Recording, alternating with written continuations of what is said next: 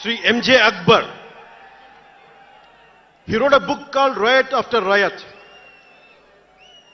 ఆ పుస్తకంలో ఎంటైరిటీ అంతా how BJP is wrong, how BJP is communal అని all the stories he picked up is all about anti BJP. But in 2014, same Mr. M.J. Akbar has become MP for BJP. బీజేపీని తిట్టిన వ్యక్తే కాంగ్రెస్ లో ఉండి బీజేపీకి వెళ్ళి మారగలిగినప్పుడు తప్పులేదు, కానీ నేను ఇన్ని రకాలుగా మాట్లాడి తప్పు అయిపోయింది అది. అంటే ఇది, let me tell you, I blended the best of everybody. I have tested it on my self personally and applied to the party. That's why we got 100% striking rate.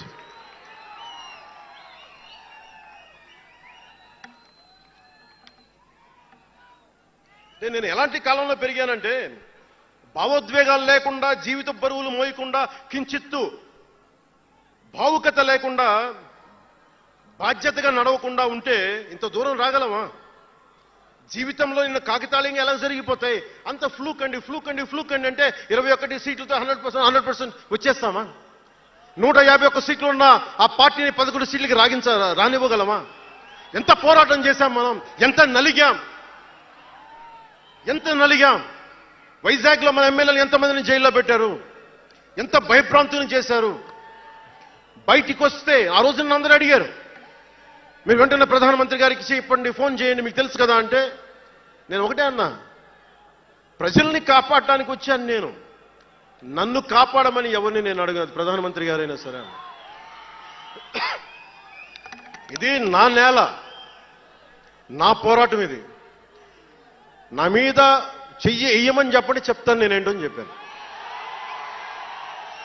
అంటే నేను ఎవరో వస్తారని నేను ఎప్పుడు చేయను, నేను ఎంత నిలబడగలను అదే నా మెజర్ అంతే. నేను ఎలాంటి జీవితం నుంచి వచ్చానంటే, నాకు చుట్టుపక్కల పేరెంట్స్ కమ్యూనిస్టులు, పిల్లలేమో క్యాపిటలిస్టులు, అలాంటి లెఫ్ట్ భావాలతో ఉన్న నాయకుల్ని, వారి పిల్లల్ని నేను నెల్లూరులో చూసేవాడిని. అంటే మార్పు అనేది అవసరం. నాన్న కమ్యూనిస్ట్ కదా అని కొడుకు క్యాపిటలిస్ట్ అవ్వకూడదనే రూల్ లేదు, ఇలాగే ఉండాలని ఏం లేదు. అంటే సహజం, అంటే మార్పు చాలా సహజం, ఎదగడానికైనా దిగజారడానికైనా సరే. వారి ప్రవర్తనని, వారి ఆలోచన విధానాన్ని బట్టి ఉంటుంది. కులాలను కలిపే ఆలోచన విధానం, భాషలని గౌరవించే సాంప్రదాయం, సంస్కృతుల్ని కాపాడే సమాజం, ప్రాంతీయతను విస్మరించిన జాతీయవాదం, మతాల ప్రస్తావన లేని రాజకీయం, అవినీతిపైన రాజీ లేని పోరాటం, పర్యావరణాన్ని పరిరక్షించే అభివృద్ధి ప్రస్థానం, ఇవన్నీ పెట్టినప్పుడు నవ్వారు అందరూ. అలాంటిది నన్ను ఈ రోజున పర్యావరణ మంత్రిగా తీసుకొచ్చింది ఈ సిద్ధాంతాలే. సిద్ధాంతాన్ని ప్రతిపాదించినప్పుడు చాలా పరిశోధించాలి, చరిత్ర చదవాలి, అవగాహన చేసుకోవాలి, జటిలమైన సందేహాలు వాటికి వివరణ ఇవ్వాలి. ఇవన్నీ కూడా ఉండబట్టే ఈ రోజున ఇంత బలంగా నిలబడగలిగాం. నేను ఇంత ఆలోచించి అడుగు ముందుకేస్తాను తప్ప అనాలోచితంగా ఎప్పుడు నేను అడిగాను. ఈ 10 ఏళ్లలో నిలబడ్డాం, బలపడ్డాం, చాలా పడ్డాం కూడా. సమాజ తీరుతెన్నులు ఎలా ఉంటాయి అని ఆలోచించేటప్పుడు నన్ను బూతులు తిట్టినా, ఆ తిట్టిన వాటిని ప్రసార మాధ్యమాల్లో ప్రసరింపజేసి డిబేట్లు పెట్టి, వీళ్ళకి నా జీవితం తప్ప ఇంకేమి లేవా, కనిపించవా అనుకునేవాడిని. అంటే మీరు చెప్పండి, ఒకళ్ళ ఇంట్లో ఆస్తి తగాదాలు, అన్నా చెల్లెల మధ్య ఆస్తి గొడవలు, రాష్ట్రానికి సంబంధం ఏముంది? అది అసలు ప్రజలు ఆలోచించాల్సింది ముందస్తుగా. అసలు ఎన్నికల్లో చేయడానికి డబ్బులు లేని వాళ్ళ దగ్గర ఇన్ని వేల కోట్లు ఎలా వచ్చినాయి? నేను డిగ్రీలు చదివి, పిహెచ్డీలు చదివి, నాకు ఉపాధి రాకపోతే వీళ్ళు కేవలం రాజకీయాల్లో వచ్చి వేల కోట్లు ఎలా సంపాదిస్తారు? దానికోసం వాళ్ళిద్దరు కొట్టుకుంటుంటే అది మనకి ఎలా సమస్య అవుతుంది? ఇది మీరు ఆలోచించాల్సింది. అంతేగాని కూర్చోబెట్టి సినిమా సినిమా సినిమా అంటే మొక్కే కాదంట్లా.